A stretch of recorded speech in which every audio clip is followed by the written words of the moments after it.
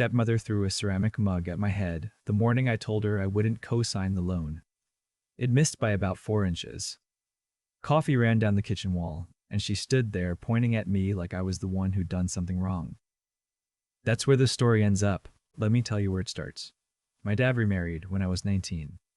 I was already in college by then, so I wasn't home to watch it happen in slow motion the way my younger brother was. I'd come back for holidays and noticed things had shifted. The photos on the mantle rearranged, my mom's old garden replaced with decorative rocks, the guest room where I used to sleep converted into a home office for my stepmother.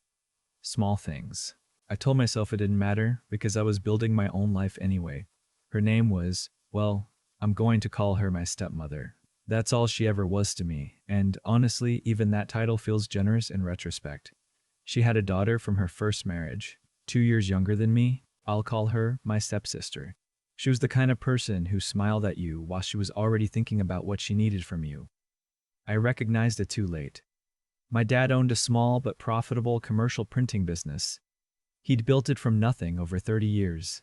One press in a rented unit when I was born, 12 employees, and a proper facility by the time I left for college. He used to say the business was his third child after me and my brother.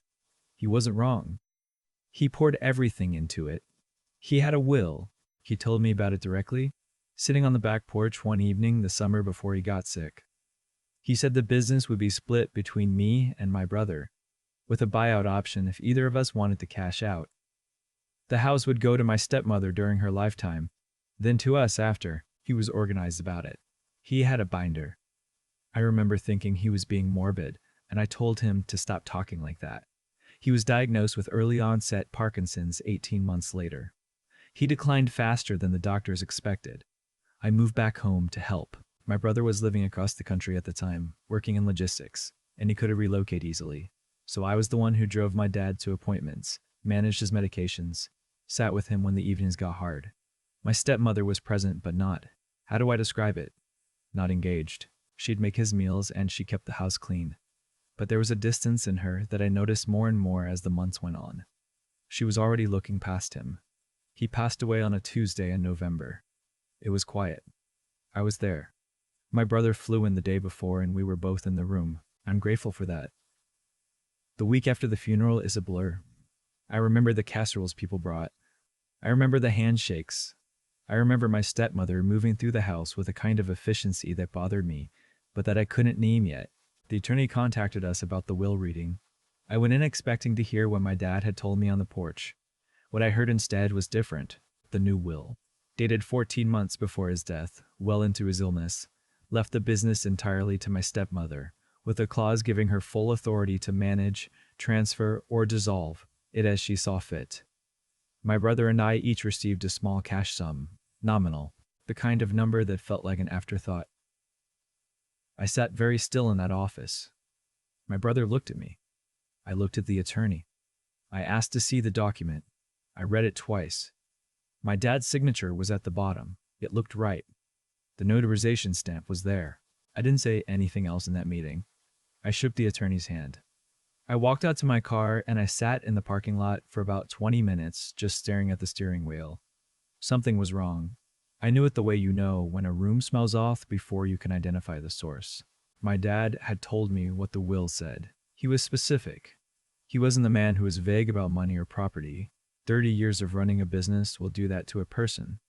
And I knew what a signature looked like. I'd seen it on checks, on contracts, on birthday cards. The signature on that document was close.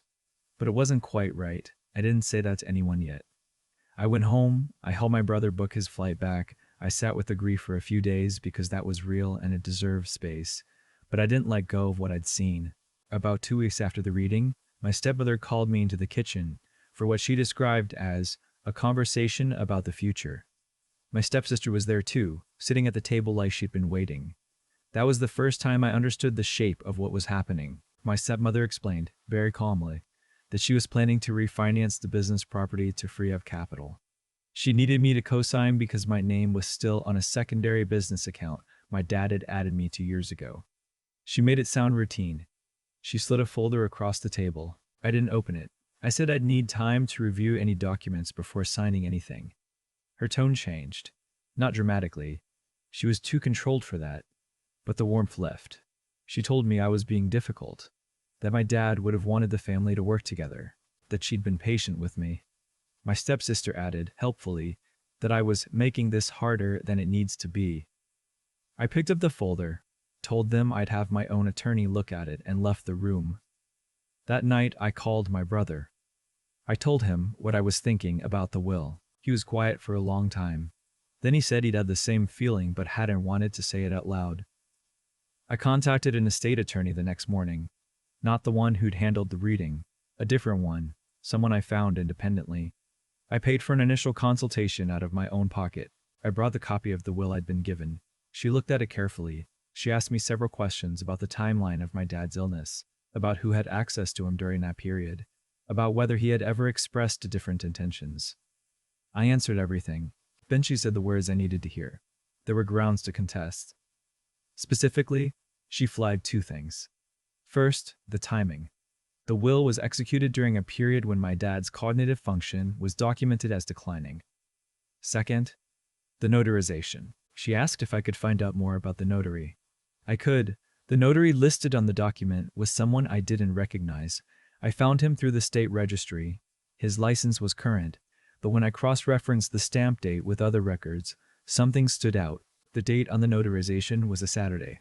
I checked my dad's medical records, which I still had copies of as his care coordinator. That Saturday, he had been transported to an outpatient facility for a procedure. He was there from early morning until late afternoon. The notary had stamped a document as witnessed and signed on a day when my father was physically at a medical facility across town. I printed everything. I organized it in a folder.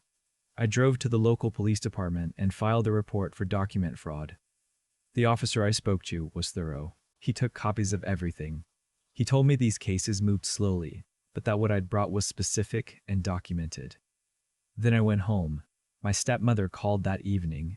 She heard from someone, I don't know who, possibly the original attorney, that I'd been making inquiries. Her voice was controlled, but there was something underneath it. She told me I was destroying the family. She told me I was dishonoring my father's memory. She told me I had always been selfish and that this proved it. I let her talk. When she finished, I told her, very quietly, that I had filed a police report and retained an attorney, and that she would be hearing from both of them. She hung up. The next morning, I drove to the house, technically still my stepmother's residence under the existing will, to retrieve some of my personal belongings I'd left there during the months I was caregiving. I had called ahead and said I was coming. When I arrived, my stepmother was in the kitchen. My stepsister was there again. As I was moving through the hallway with a box, my stepmother blocked my path. She was holding a ceramic coffee mug. She told me that if I continued with the legal action, I would regret it. I told her to please move aside. She threw the mug. It hit the wall behind me, coffee everywhere. I set the box down. I took out my phone and I called 911. I described what had happened, gave the address, and waited outside on the driveway. My stepsister came out while I waited. She told me I was overreacting, that it was just a mug, that my stepmother hadn't meant to hit me, that I was making everything worse. I didn't respond. I stood by my car and I waited. The officer who arrived took a report. I described what happened. I showed him the coffee on my shirt, which had caught some of the splatter. He went inside and spoke to my stepmother and stepsister. When he came back out, he told me they were claiming it was an accident, that my stepmother had gestured and the mug slipped. I told him I understood what they said, and I asked him to note in the report that I was also filing for a protective order given the ongoing legal dispute. He noted it. I took photographs of my shirt before I changed. I went to urgent care that afternoon, not because I was injured, but because I wanted documentation that I had sought medical evaluation following a physical incident. The nurse who saw me noted no physical injury, patient reports projectile thrown in domestic dispute. I kept that record, every piece of paper, every date, every documented fact. My attorney filed the formal will contest 4 weeks later. We argued two things: testamentary incapacity, based on his medical records from that period, and undue influence, based on the timeline of the new will's creation relative to my stepmother's increasing control over his daily life. The notary issue became its own separate matter. When investigators contacted the notary directly, he initially maintained that he had witnessed the signing. Then my attorney's office sent him the medical facility records, placing my father elsewhere that day. The notary's story changed. He said he had been asked to backdate the notarization as a courtesy, that he hadn't realized the full implications. The implications were significant. Notary fraud in our state is a felony. The will contest moved through the courts over several months. My stepmother hired an attorney. There were depositions. I gave mine clearly and factually. My brother flew back and gave his. The business's longtime office manager, a woman who had worked for my dad for 11 years, gave a statement about conversations she'd had with him in the last year of his life. He had told her, during a lucid period, that he was worried about pressure he was receiving to change his estate documents. She had written it down in a personal journal at the time. Dated entries. The judge ruled in our favor on the incapacity grounds. The contested will was invalidated. The prior will, the one my dad had told me about on the porch, was reinstated. The business passed to my brother and me. The house remained with my stepmother for her lifetime, as that document specified, but the business was ours. My stepsister called me the night the ruling came through. She didn't call to concede anything. She called to tell me that I had torn the family apart, that I was cruel, that she hoped I understood what I'd done. I listened to the whole thing. Then I said, "I hope you find your way," and I hung up. People ask me sometimes whether I feel bad about how it ended, whether I wish it had gone differently. Honestly, what I wish is that none of it had happened at all. I wish my dad were still alive. I wish he'd never gotten sick. I wish the woman he married had actually loved him, instead of managing him. I grieve what I thought my family was. And the grief is real, and it doesn't go away. But no, I don't feel bad about what I did. My dad spent 30 years building something. He told me who he wanted it to go to. He was specific. He was clear. And when someone tried to take that, tried to use his illness and his trust and a corrupted document to erase what he intended, I didn't fold. I paid attention. I wrote things down. I went to the right people and I let the system do what it exists to do. The business is still operating. My brother and I brought in a manager, and we've been learning the industry together. The longtime office manager is still there. She knew every account, every client, every system my dad built. She was glad to stay. I still have the binder my dad kept, the one with the original will, the insurance documents, all of it. I found it in the storage unit where I'd moved my things during the legal process. He'd labeled every tab in his handwriting. I keep it on my desk. Some days I open it just to see his handwriting, not to review anything, just to see it. He was organized. He was clear, he said what he meant, and he put it in writing. I learned that from him, and when it mattered most, I used it. If you're listening to this and you're in the middle of something similar, a family member who died and left chaos behind, people who are telling you to let it go, to keep the peace, to not make things harder than they have to be, I want to say this directly. Document everything. Get your own attorney. Trust what you know. The people who benefit from your silence will always call your clarity cruelty. They're wrong. Before I go, if you've been through something like this, or if you're going through it right now, tell me in the comments. Tell me where you're watching from. I read every single one. People told me to let it go, more than once. My stepmother's attorney used that exact phrase in a letter in the interest of preserving family harmony. My stepsister said it on the phone the night before the ruling. Even a neighbor who knew my dad for 20 years pulled me aside at one point and said quietly that fighting family in court was a war nobody wins. I understood what they meant. I really did. There's a version of this where I take the nominal cash sum, swallow the grief, and walk away. Some people do that. Some people decide the cost of the fight is too high and they absorb the loss instead. I don't judge them. I came close to being one of them. But here's what I kept coming back to. My dad didn't build that business by letting things go. He built it by paying attention, by writing things down, by showing up when it was hard and staying organized when everything around him was chaos. That binder he kept, every tab labeled in his own handwriting. That wasn't just paperwork. That was how he moved through the world, carefully, honestly, with the understanding that what you put in writing is what survives you. When someone tried to use that same system against him, A forged will, a fraudulent notarization, a stamp placed on a day he was physically somewhere else. They were counting on me not paying the same attention he did. They were counting on grief doing what it often does, which is to blur the edges of things and make you want to stop asking hard questions. I didn't stop. And that's not heroism. I want to be clear about that. It wasn't courage in some dramatic sense. It was just, I knew my dad. I knew what his signature looked like. I knew what he told me on that porch. And I decided that knowing those things created a responsibility I couldn't walk away from. Not to him. Not to my brother. Not to 30 years of work that deserved to go where it was intended. The notary made a choice when he backdated that stamp.